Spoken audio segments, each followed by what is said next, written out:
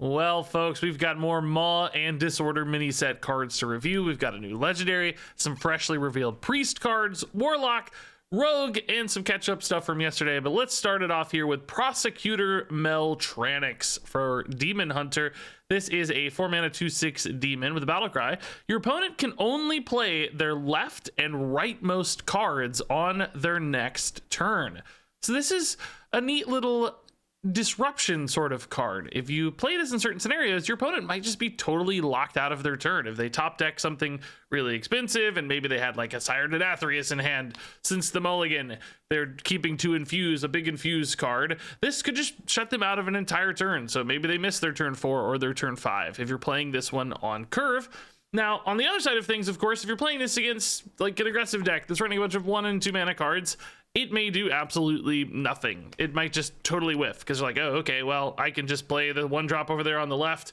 That's going to create a new leftmost card. We're assuming this rolls over in hand. So it's like, okay, well, I'll just play this 2-drop next to it, or I've got another 1-drop over here on the right-hand side, and it just won't make any difference at all. And then, of course, there's a third option where they just have like the perfect fit. Oh, okay, well, my 5-drop was there anyway. That's going to happen a fair number of times where it really feels like it didn't do much at all. And I think a lot of the power level in this one is actually going to be tied to the meta it's played in. For instance, right now in Hearthstone, I think we have decks with fairly expensive, clunky cards that can get stuck in hands. We've got all of these big Denathrius and big infused decks out there. The Druids, the Demon Hunters, the Relic Demon Hunters of the world, the big Control Shamans. Classes have kind of clunky cards, or cards maybe they're even sitting on for a while. Think about like Rogue with Draka. Like, yeah, okay, maybe I could play the Draka, but I don't want to because I'm waiting for the right moment for it. So I do actually think this current meta is a fairly favorable one for Prosecutor Meltranics. I think it's more likely to work right now than in other metas. I think there will be faster metas or metas where those sorts of things aren't chilling in hand, where this card is far less likely to make a real positive impact for you. I think the opponent will just be like, okay, whatever, I'm just going to play my stuff. I don't really care. So we could see this card sort of ebb and flow depending on the speed of the meta, the threats in the meta, whatever it might be. You could see this card shift and focus. Now, that said, even in this meta, where I think Meltranics is pretty favorable, I do still have some questions and concerns for this one. Can people really run a card that only works, say, half the time? I don't know how often it's really going to work in practice, but one could argue maybe about half the time, right? Is that going to be worth it? I think cards like Okani, which is a very clear comparison to this, a 4-mana 2/6 disruptor, it gets a lot of play, but I think it's far more reliable because it's any spell or any minion, and you can time it, and you know you're going to disrupt that really important 7-mana minion they have, or 5-mana spell they have, whatever it is. You can kind of line it up. With Meltranics, you don't have the same sort of information. You don't know what card's sitting in the left or rightmost hand. It's going to potentially be a lot harder to actually time this in a really compelling way to make those decisive big plays like Okani. So when I look at this in comparison to those other short-term disruption cards like the Okanis, I think back to like Lotheb almost, I do feel like this one has a lot less reliability and predictability on its influence, and frankly sometimes will even have less visibility on its influence. It might be hard to know just how much impact you had if they don't do absolutely anything. Did they actually make a worse play, or was that the only play they had in the first place? I think a lot of those questions are going to make this card feel awkward to play sometimes and feel like it whiffs. Even if it didn't necessarily, it might still have been a little bit disruptive. I think what that means is most Demon Hunters aren't really going to make room for this one. I'm sure it'll get some early experimentation, and then I kind of think this one's going to fall away rather quickly as people realize, well, I just don't know how to use this one well. It whiffs a lot, and I just can't spend 4 mana on a card that I don't really know if it's going to do anything or not. And then, of course, there are certain matchups where it's probably not going to do much at all. All right, next up, we have some Priest cards hot off the presses. This is Clear Conscience, a 3-mana spell. It's a holy spell.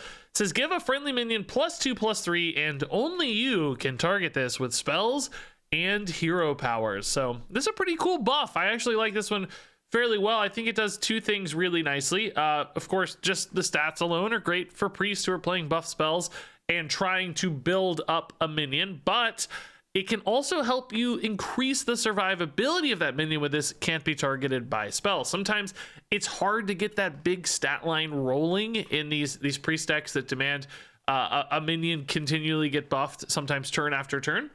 because your opponent just has a nice, easy, efficient removal spell, and then boom, your minion's dead. You kind of have to start over. I think this can help you get the gears turning a little bit by keeping that minion from being targeted by a spell that limits your opponent to minion-based removal in some cases, which some decks might just not have easy access to or the setup for. So that gives you that maybe extra turn that then allows you to make that thing gigantic and hit them really hard. And of course, this effect doesn't go away. So it is then, once a big minion, a protected asset. Like suddenly it's even harder for them to remove that big, awesome minion. And that's true if you've already made a big minion, and then you use this as a follow-up card. Again, you can kind of help protect that asset you've been building up for, while also still, of course, shoring up its stats. So, you know, prime targets like a Pelagos, for instance, could be insane with a card like Clear Conscience.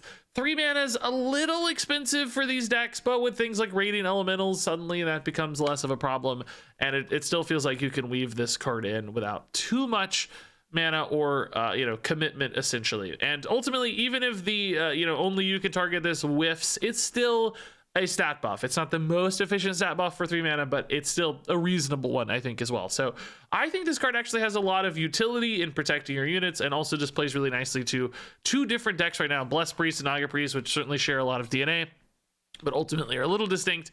I could see this making its way into either and or both of those decks pretty successfully. This does not dodge minion-based removal like the Insatiable Devourers of the world, or any sort of Battlecry-based removal like the new Sylvanas.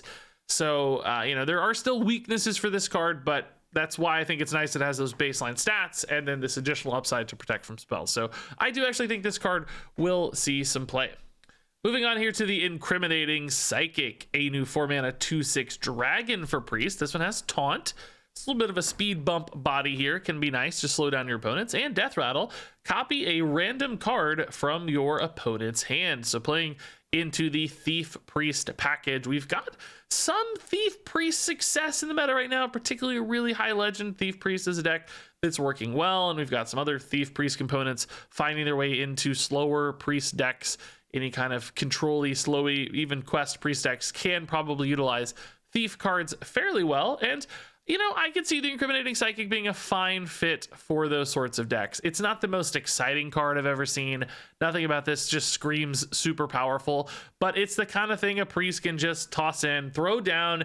It's got a great shape for Priest as a high health minion. It's got some value return, and it's got a little bit of slowdown thanks to the taunt aspect of this minion. So seems totally fine to me. There's also the Dragon tag, which could be relevant for something like a Kazakusan Thief Priest. They don't have to run too many dragons and make Kazakusan work. This could be a really fitting one that complements that really nicely. So I don't think this card's amazing, but I wouldn't be surprised at all if some decks like, yeah, okay, Incriminating Psychic, sure, that makes a lot of sense for exactly what we're trying to do. It's gonna be that like 35th card in a Renathal deck or 40th card in a Renathal deck and be completely fine and playable. The next up is the Theft Accusation, another accusation card. This one's 1 mana for Priest. It's a shadow spell. I don't know why it's a shadow spell. There's nothing like magically happening with this one that I can tell, but it's a shadow spell. So it says choose a minion, destroy it after you play a card copied from your opponent. So once again, choosing something to destroy and then having this condition to meet. In this case, this one's all about playing a copied card, which I actually think is a little bit clunky. Like, this is only 1 mana, so that's nice. That's, of course, really efficient. But how expensive are the cards from your opponent? And also, are they good to play when you're trying to remove your opponent's stuff? In other words, when you're looking for a removal turn, it's often like, okay, I need to deal with this problem. I have to react right now, or I'm going to die to this big crazy 8/8 or whatever's on board. Now, and it's like, okay, but I also have this like 4 mana I'm supposed to spend on card draw. That's the card I have for my opponent. That's the only one I can play, the only one cheap enough for this turn. It's like, I don't really want to be doing this thing right now, but I need to if I want to activate my Theft Accusation. So in other words, to make this, really efficient removal play, you have to do something that's probably awkward or inefficient a lot of the time. If you have enough choices in hand, maybe it won't be a big sacrifice, maybe it won't be a limiter, but I think there will be a lot of instances where you either just don't have something in hand when you need it, or it just feels really clunky to play when you do. It's just going to create awkwardness or an inefficient turn baked into this efficient play. And Priest already has things like Light It Burns. That's a really good efficient removal card. I think even in a Thief deck, you'd often prefer the reliability and the kind of flexibility or fluidity of Light It Burns compared to something like Theft Accusation. Obviously, Light It Burns doesn't work against every minion shape, but in general, I just think this one's going to be awkward even in a Thief deck. Maybe there's some Magic world where everything gets discounted enough off your mysterious visitors or strangers, whatever they're called, and you just have a lot of choices, so it doesn't feel like you're sacrificing much. I get it, the efficiencies here for this card. I'm just really worried about those awkward moments, and I think this is the kind of card you don't want to have to tolerate awkward moments for it to work super well. So next up, let's move over to Warlock. This is the Imposter, a new 2-mana 1/1 demon with Battlecry. Choose a friendly imp and transform into a copy of it. So this isn't really very exciting on a base level. If you're just copying kind of regular imps, a flame imp or a imp gang boss, it's a little bit of upside, but there is some scenarios where this gets really good because you still have Vile Library buffing your imp. So you can make a big 7/7 imp and then make a 2-mana copy of your 7/7 imp with Imposter, and suddenly a 2-mana 7/7, boy, that's even better than a 4-mana 7/7. Oh my god. So there are some worlds where this thing gets big, even like post Rafam, sometimes there's like 5/4 imps floating around. Maybe even just make this a 3/3 imp and you're just happy to get another imp on board. Now, those are the upsides. I do worry for a card like this one where sometimes it's just going to be sitting and feel like it doesn't do much at all. I don't think you're very excited to just copy a 3/2 imp. Maybe you're okay with that imp gang boss we talked about. Maybe a 2/5 imp is okay as well, but it's going to feel just okay in a lot of scenarios, and sometimes it might feel totally dead. If you don't have an imp, you're just making a 2-mana 1/1. That is not going to feel very exciting. So I do worry again about the conditionality here. It in some ways feels like a win more card, as people say. Kind of hate using that term, but in other words, it's only good when you're already succeeding and you already have these big imps rolling, and it's going to be dead in a lot of other hands. And I'm curious if the deck can afford to do that. Right now, Imp Warlock is shoring up its deck list with Abyssal Curses in the Abyssal package instead. Maybe with more imps, they can go fully dedicated to imps, and a card like this would be there. But I don't know that this is so compelling that I think it would push out an Abyssal Imp or Abyssal Warlock package combining with imps right now. So I do have a feeling this one might just not be enough to disrupt how imp warlocks are currently playing. They might just stick to their current game plans instead, and Imposter, because of that some occasional awkwardness, could fall short. Moving on here to the Arson Accusation, a 2-mana accusation spell. Once again, it's going to allow you to choose a minion, and then it will be destroyed after your hero takes damage. So, of course, Warlock can easily take damage themselves with their hero power. That could be a turn 4 play. Just arson something and tap, and boom, that's not a bad turn. Remove your opponent's thing. Also, you have other cards, of course, that can activate this. And finally, this can be activated by your opponent. It doesn't have to be on your turn, right? So you can just use this on turn 2 if you want, and if they decide to hit you in the face, that minion's going to die. If they decide to ping you, that minion's going to die. So it could occasionally be used as a sort of stall card, like, yeah, I don't want you to hit me quite yet. I'm gonna, like force them to make a bad play or make a tough decision, like, oh god, my minion's gonna die. Do I hit them or not? Do I take that damage to trade in my minion? Like, there's gonna be some awkward friction with this card, essentially. And I think that makes this pretty cool. It's a really cheap, efficient removal. And, Rogue got a similarly cheap, efficient removal that I wasn't as high on, but that's because Rogue doesn't tend to play towards that game plan as often as Warlock. They can be more defensive. They do have easier ways, I think, to activate this than Rogue. Sometimes that conditionality seemed a little bit harder. So I think this accusation card goes a lot farther in a class like Warlock, and I think it creates some sticky situations and some fun situations as well. So this is a neat little design that's also just very efficient removal. All right, next up is Habeas Corpses, yet another pun in the pun mini set. It's a 3-mana shadow spell for Warlock. It allows you to discover a friendly minion to resurrect and give rush, and then that minion will die at the end of turn. So I think ideally here you want to have a giant death rattle that you're resummoning, and you're taking a great trade, and you're getting that awesome death rattle effect as well. Maybe that even leaves behind a body on board. And of course, that means you're getting removal and this death rattle upside all for 3 mana, which could be really nice. If you have big death rattle stuff, that's going to be a great, very efficient sort of play. Now, currently, Warlock doesn't really do that. I don't think there's a lot of big minions being played in Warlock, for instance, resurrecting an imp right now or an abyssal curse minion is not exciting. That does not preclude this card from getting played in the future, though. We could see some big Death Rattle demon stuff in Warlock, just whatever kind of big control Death Rattle package, which might in some ways limit this card to be played on curve. I mean, rarely would this ever be good on turn 3 in those scenarios, but later in the game it could become a really efficient removal tool. Now, does that sort of mana limitation matter for Warlock? Not typically. They have a lot of cards to play. They're filling the early turns with card draw very often, so the fact that this would be dead on curve, it's rarely an issue for a later game focused Warlock, so this could just be a really efficient way to heal, get a body, whatever it is, for your Death Rattle. There's obviously a lot of options currently in Hearthstone. There's maybe even like a Tome Tampering deck you could do with this to cheat some of those big Death Rattles into play. That's not going to be good yet, again, but down the road you could see some lines for this card. So ultimately, there is a lot of efficiency here because this card's doing a couple things really well. Very specific use cases, I think, but that doesn't limit the total power output potential of this one. So next up for Rogue, we're getting more miracle support with a Scribbling Stenographer, a 6-mana 4/4. He's got Rush, and he costs 1 less for each card you've played this turn. So Rogue has gotten quite a few of these. Bonuses for playing cards. We've got the whole Draka package coming in with Castle Nathria, and now this is another support piece for it. And I think this card's pretty cool because it actually both rewards you for playing a lot of cards, but it also enables you to play a lot of cards because this guy gets cheaper, which means he becomes part of the chain. He's also pumping up your location and pumping up your Draka while also giving you some nice reactivity on board to get this 4/4 body, which could just be a threat development, an extra 4/4 on top of your big location and big weapon, and can be reactive to help you keep up on those turns to make sure you don't just die when you're making your big location minion. So I think this fits really well. There is obviously a cost question. Is 6 a number that makes sense? In my experience, those decks were playing a lot of cards. I'm sure there's going to be some build that's able to utilize this really, really nicely and get it down to 1 or 0 mana where it becomes a compelling card.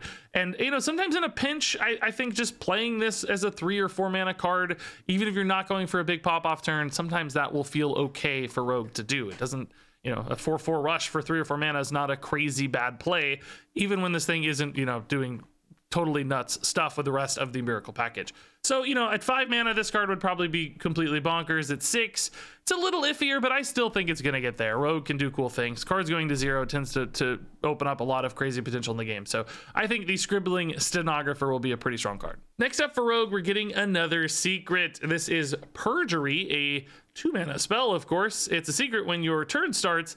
Discover and cast a secret from another class. So this is cool, I think, primarily because it guarantees you a secret on a future turn. We have things like the Ghastly Gravedigger, the 3-drop for Rogue secret synergy card, where you want to make sure that has an ability to activate because it demands you have a secret equipped. And with Perjury, your opponent can't interact with this one at all. It's just going to go off next turn. And then you know it's going to cast you another secret. So you have that like guaranteed activation for your Ghastly Gravedigger. On top of that, of course, you're just getting potentially a better secret or a more fitting secret. You get a Mage secret, for instance, just a little bit more efficient. Spend 2 to get a 3-mana sort of secret. So in theory, I understand the design here. The problem is I don't think the Rogue secret package is good enough to make that worth it. What would have been really cool for this card, I wish it just gave you the secret in hand for 0 mana to play the secret whenever you wanted. You wouldn't have to necessarily play it right away. You could, and you could still do the same thing as this does now, and it would feel functionally the same, but you'd activate your Thief cards. It would be such a good way to have Thief support tied in with secrets because you'd get the card in hand for your Knolls. You'd be able to play it for your tests and all that other stuff. So I'm really sad this didn't fuse together the Thief world a little bit better and just give you the secret. That would add more flexibility, more power. The 0 mana card, of course, could help you activate miracle stuff. That would be the sort of thing that would really pump this card up to the next level. But as it stands, I'm just not convinced that this is nearly compelling enough to get Rogue secrets off the ground. And I do just want to clarify, this doesn't both give you the secret and cast it. This is the same wording as the hero card for Tavish. Discover and cast means that it's going to then cast the secret. It's not like you get to keep it in hand. So some tweaks on this one I think could have made this a really cool card. As it stands, I just don't think it's good enough. So next up, we got some cards from yesterday catching up. This is the Afterlife Attendant, a 3-mana 3/4. Your infuse cards also infuse while in your deck. So keep in mind, this is not a rest of game effect. This guy has to be on board for this effect to activate. So you need to play him and then trade in a bunch of stuff, essentially. Or, you know, hope that your opponent kills him last. You know, hope he sticks around on board if you want this effect to actually work. And that's the real big limiter, of course, for this card. Obviously, it would be way too good otherwise, but I just don't think this card gets there as it stands, because it's just going to demand too much mana and too much setup and too much work. It's basically running this tax of an extra card you have to play just to infuse things that you don't even currently have. You know, the cards in your deck, you don't have those yet. It might take you 4 or 5 turns to even get one of those infused cards that's going to be relevant. So you're kind of paying 3 mana, making this suboptimal play. Like, yeah, he's a 3/4, but that's not good enough these days. So you're spending this card in your hand. That's a resource. You're spending this mana, and you're not realizing the benefit for a long while. You might have been better off just to spend 3 mana to infuse that card that's in your hand, or spend 3 mana to really get a nice board advantage, or draw some cards so that you get actual infused cards to play. So all in all, I just think this is kind of a tax heavy card, both from the moment you play it, but also that opportunity cost of including it in your deck in the first place. It could have been something else. It could have been more impactful. So yes, this shores up a weakness of infuse because you don't necessarily top deck bad infused cards, but how often is this actually going to make a big difference? How awkward is it going to be to play? Those are the big questions for this one, and I just don't think it makes sense as it stands. I don't see why most decks run this at all.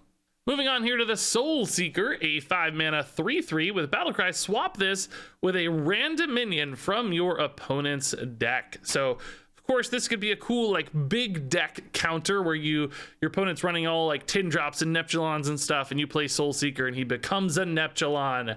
And you get an awesome Neptulon, and your opponent has a garbage Soul Seeker in their deck. Of course, they could replay it later, but that's going to take a while. Maybe you don't have awesome stuff in your deck. So yes, in the very specific scenario where you're playing exactly a big deck, okay, this card's kind of cool. 5-mana Neptulons are awesome. Every other scenario in the world, I just don't think this card is worth it. It is not nearly disruptive enough. The odds of hitting something really powerful of your opponents to steal that resource from them, it's just going to be almost impossible, because even decks that are running Denathrius, they're running a bunch of small garbage things. So it's going to be like 1 in 10 to hit their Denathrius in their deck or their big win condition. It's going to be so unlikely.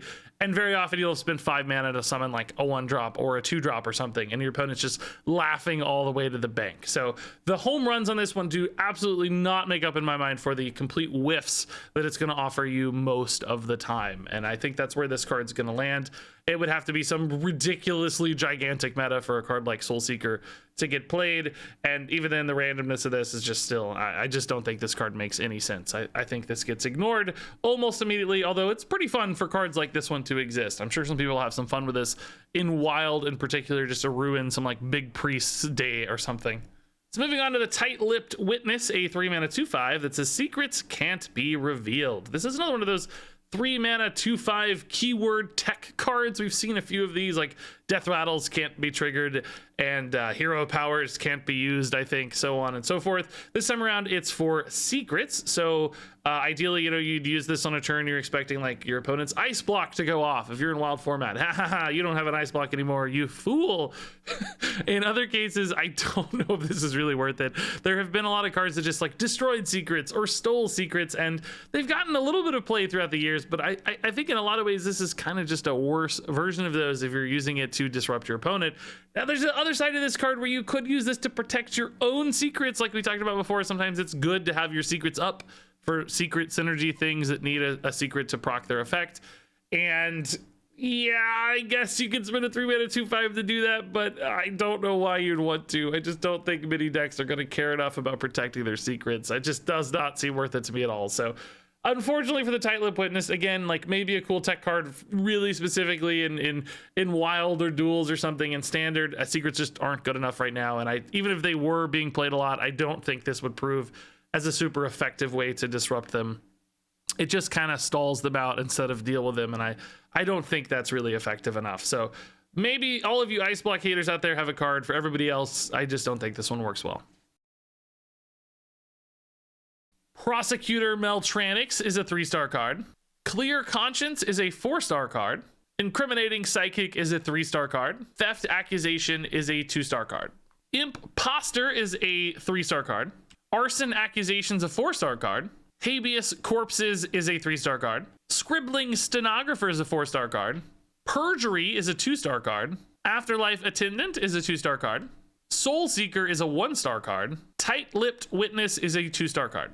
And there you go, folks. That wraps it up for this review. Curious to hear your thoughts on this card and more. What do you think about the Maw and Disorder Mini-Set so far? Leave those thoughts down in the comments below. Stay tuned tomorrow and the next day for even more card reviews. Thanks much, as always, for watching, and until next time, game on.